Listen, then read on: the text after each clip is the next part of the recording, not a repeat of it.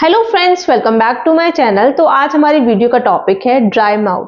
Dry mouth means मुंह में सूखापन रहना। मुंह बहुत सूखा सूखा रहता है तो उस कंडीशन को हम ड्राई माउथ कहते हैं या हम इसे ज़ीरोस्टोमिया भी कह सकते हैं। अब हम बात करते हैं इसकी इटियोलॉजी की, इसके कारण की। क्या क्या कारण हो सकते हैं। सबसे पहले बात आती है कि यदि पेशेंट रेडिएशन थेरेपी पर है या फिर उसकी रेडिएशन थेरेपी कंप्लीट हो चुकी है तो उस कंडीशन में मुंह बहुत ज़्यादा सूखा सूखा रहता है। नेक्स्ट आती है यदि उसकी कोई ऐसी दवाइयाँ चल रही हैं जिनमें एंटी कन्वल्जेंट हो, एंटी हाइपरटेंसिव हो, एंटी हिस्टामिनिक हो या फिर एंटी स्पास्मोटिक हो, तो उस कंडीशन में भी मुंह बहुत ज़्यादा सूखा सूखा रहता है। यदि पेशेंट है वो स्मोकिंग ज़्यादा करता है या मुंह से सांस लेता है तो भी मुंह बहुत ज़्यादा सूखा सूखा रहता है। हार्मोनल डिसबैलेंस हो या फिर उसको पर्नीशियस अनीमिया हो, आयरन डेफिशिएंसी अनीमिया हो, विटामिन ए की कमी हो, उस कंडीशन में भी रहता है। और यदि उसको एचआईवी इन्फेक्शन हो तो उस कंडीशन में भी मुंह बहुत ज़्यादा सूखा सूखा रहता है। जो लोग खाना कम चबाते हैं, डायरेक्ट निगलने की कोशिश करते हैं, उन कंडीशन में भी मुंह सूखा सूखा रहता है। कोई फ्लूइड लॉस हुआ हो जैसे कि हैमरेज हो गया, वॉमिटिंग हो गई, डायरिया हो गया या फिर स्वेटिंग ज़्यादा हो, उस कंडीशन में भी मुंह बहुत ज़्यादा सूखा सूखा रहता है।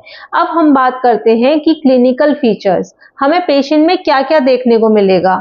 इसमें male and female ratio almost same रहता है। ऐसा कुछ नहीं है कि फीमेल्स में ज़्यादा देखने को मिलेगा या मेल्स में, ऑलमोस्ट सेम रहता है। उनकी एक्टिविटीज़ पे डिपेंड करता है। हमें ये भी देखने को मिलता है कि जब पेशेंट खाना खाता है तो उसको निगलने में दिक्कत होती है, गालों में जलन रहती है, क्योंकि मुंह सूखा सूखा है तो मुंह में कम सलाइवा है तो वो अच्छे से बोलस नहीं बन पाता, तो खाना जो है वो निगलने में दिक्कत करता है। और कई बार ऐसा भी होता है कि मुंह से कुछ ऐसे शब्द हैं वो प्रॉपर प्रोनाउंस नहीं हो पाते। ये भी बहुत ज़्यादा फ्रीक्वेंटली देखने को मिला है। मुंह में बहुत ज़्यादा जलन रहती है और ये भी होता है कि बार बार मुंह में इन्फेक्शन होता है, आंखों में ब्लर विजन रहता है, इचिंग रहती है। तो ये सारे सिम्टम्स होते हैं कि उसको पेशेंट को हम ये कह सकते हैं कि ज़ीरोस्टोमिया की कंडीशन है, मीन्स कि ड्राई माउथ की कंडीशन है। कैंडिडियासिस इन्फेक्शन बहुत फ्रिक्वेंटली देखने को मिलता है। यदि आप पेशेंट का मुंह खुलवाकर देखेंगे तो देखेंगे कि थिन पेल म्यूकोसा होगी, जो टंग होगी वो ड्राई होगी, बिल्कुल क्रैकी जैसी क्रैक लाइंस पड़ी होंगी। तो ये सारे साइंस हमें देखने को मिलते हैं पेशेंट के मुंह के अंदर। और जो बचा कुचा रेजिडुअल सलाइवा है वो आपको थिक, फोमी, रोपी जैसा सलाइवा देखने को मिलेगा। अब हम बात करते हैं इसके मैनेजमेंट की।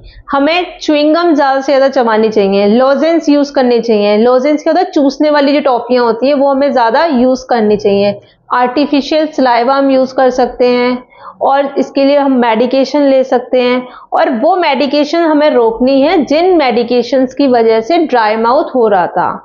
तो वो मेडिकेशंस मैंने कौन कौन सी बताई थी, anti convulsant, anti hypertensive, anti histaminic, anti spasmodic. ये सब जो दवाइयाँ हैं उनके जो सॉल्ट्स पर्टिकुलरली जो जो पेशेंट को ड्राई माउथ की कंप्लेंट कॉज कर रहे हैं उन्हें हमें रोकना चाहिए। नेक्स्ट वीडियो में आपको बताने वाली हूँ natural ways to treat xerostomia. तो stay connected to my channel. Thank you for watching my video. Don't forget to like, subscribe and share. Bye bye, take care.